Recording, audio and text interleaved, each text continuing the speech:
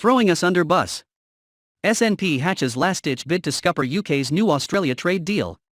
Scotland has been shut out of negotiations on a trade deal with Australia, the Scottish government's trade minister has claimed. Ivan McKee said the agreement of the deal in principle on Tuesday morning confirmed the Scottish government's fears the UK government had signed up to a deal that will be damaging for farmers and crofters.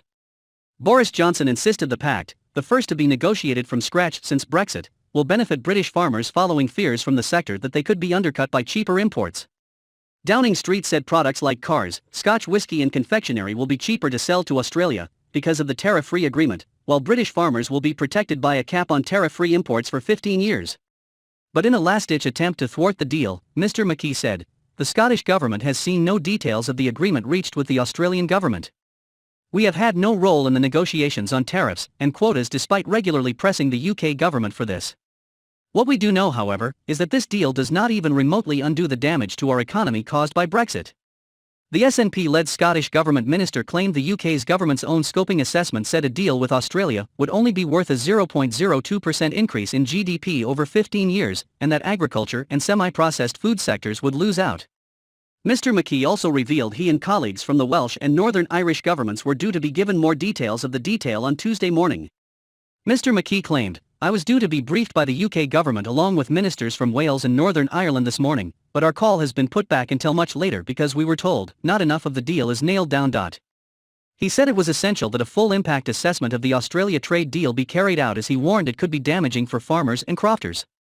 Understands the Scottish government is considering various options as to what action to take to express their frustration at the agreement. Deirdre Brock, the SNP's Environment, Food and Rural Affairs spokeswoman at Westminster also insisted Scotland had been kept in the dark and not consulted during discussions with Australian ministers.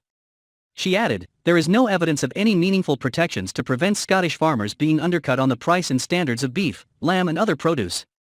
Yet again, the Tories are throwing Scottish farmers under the Brexit bus just as they sold out Scotland's fishing industry.